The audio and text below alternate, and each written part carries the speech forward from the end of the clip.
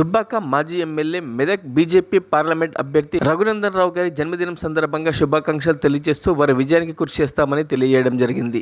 జన్మదిన శుభాకాంక్షలు తెలియజేసుకుంటూ మరి మనం నిన్నే చూసాం, బీఆర్ఎస్ నుండి డబ్బున్న ఎంపీ అభ్యర్థులకు టికెట్లు ఇవ్వడం జరుగుతుంది. అంటే వీళ్ళు కేవలం డబ్బుతో మద్యంతో పోరాడదామని ముందుకొస్తున్నారు. సేమ్ అదే విధంగా కాంగ్రెస్ కూడా కుట్రలు పన్నుతుంది. ఏ వ్యక్తికైతే అధికంగా డబ్బు ఉందో ఆ డబ్బుకి ప్రాధాన్యం ఇచ్చి మరి మద్యానికి ప్రాధాన్యం ఇచ్చి జనాలని తప్పుదారి పట్టించి వాళ్ళ యొక్క ఎంపీ సీట్ని గెలిపించుకుందామని వారి ప్రయత్నాల్లో వాళ్ళు ఉన్నారు. కానీ వీళ్ళ యొక్క పప్పులేవి ఉడకవు. ఎందుకంటే ఇదివరకు మనం చూసాం, గత బీఆర్ఎస్ ఎంపీ అభ్యర్థి ఎవరైతే ఎంపీగా గెలిచిన అభ్యర్థి ఇక్కడ నుండి ఉన్నాడో అతను ఒక్కసారి కూడా పార్లమెంట్లో మెదక్ పార్లమెంటరీకి సంబంధించిన సమస్యలు ఏవి కూడా అతను సరిగా మాట్లాడలేదు. మరి నేను చూశాను, యూట్యూబ్లో వెళ్ళి వీడియోస్ వెతికాను, కొత్త ప్రభాకర్ రెడ్డి మరి ఏం మాట్లాడాడు, మన ప్రజల గురించి మెదక్ పార్లమెంటరీ సమస్యల గురించి ఏం మాట్లాడాడు అనేది వెతికితే అతను మాట్లాడిన విషయాలు ఏవీ లేవు.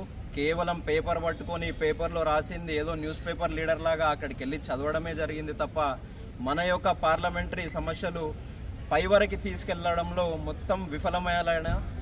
కాబట్టి ఇప్పుడు మనకి ఫైర్ బ్రాండ్ రఘునందన్ రావు అన్న గారిని మనం తప్పకుండా గెలిపించుకోవాలి.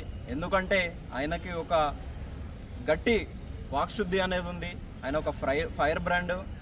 ఆయన మన యొక్క మెదక్ పార్లమెంటరీ సమస్యలన్నీ పై వరకు తీసుకెళ్తారని అందరు గట్టిగా నమ్ముతున్న ఈ క్రమంలో మనం తప్పకుండా డబ్బుకు కానీ మద్యానికి కానీ ప్రాధాన్యత ఇవ్వకుండా మెదక్ పార్లమెంటరీ ప్రజలు తప్పకుండా మాధవనేని రఘునందన్ రావు అన్న గారికి ఓటు వేయాలి.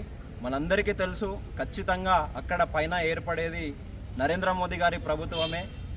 కాబట్టి నరేంద్ర మోదీ గారి ప్రభుత్వంలో మన మెదక్ జిల్లా నుండి మన మెదక్ పార్లమెంట్ నుండి అన్నగారు అక్కడ ఉంటే మన మెదక్ పార్లమెంటరీ సమస్యలు అక్కడ గట్టిగా వినిపిస్తాడు.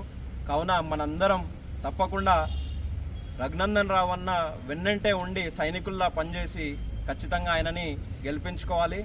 భారత్ మాతాకి జై. మరిన్ని అప్డేట్స్ కోసం మా ఛానల్ని సబ్స్క్రైబ్ చేయండి.